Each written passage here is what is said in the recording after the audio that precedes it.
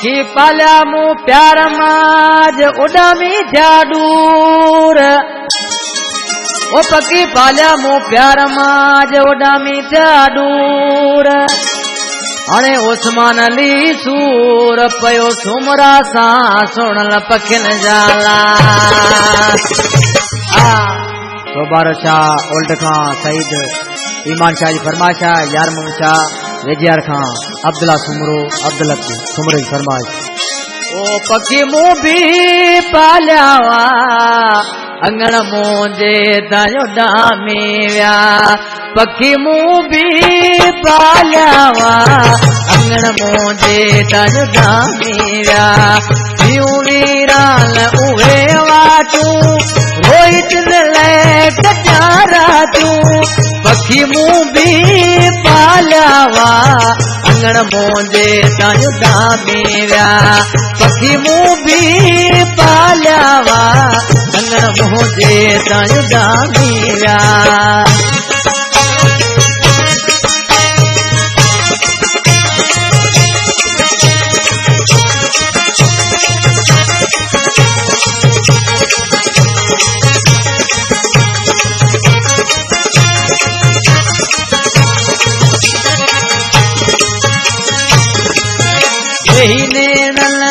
मथा मुंहिंजे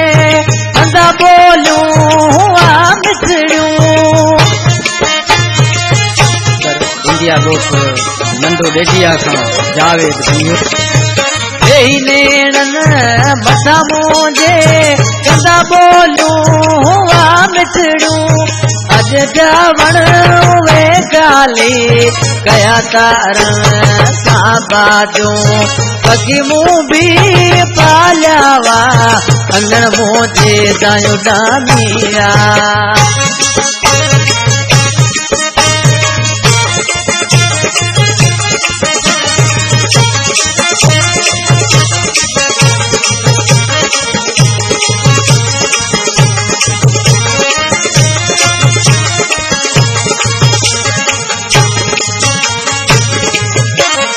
मुँह का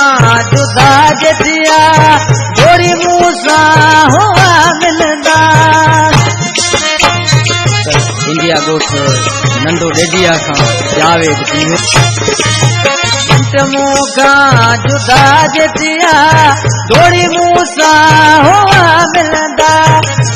के दाएं ते वेही में नाचन लाटूं पखी मूं भी पालियावा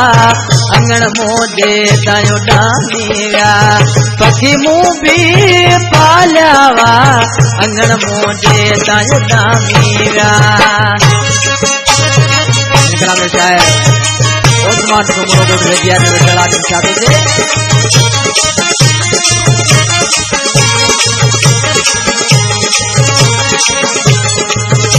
इंडिया दोस्त नंढो डेडिया खां जावेद उस्मान सां हुई केॾी मोहबत सुमरा वॼ कस के दिल पई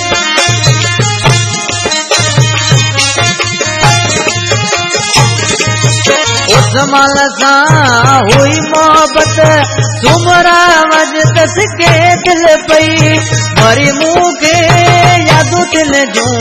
पयूं दिल में हणन कातियूं पखी मूं भी पालियावा अंगण मुंहिंजे तायो डामी विया पखी मूं भी पालियावा अंगण मुंहिंजे तायो डामी विया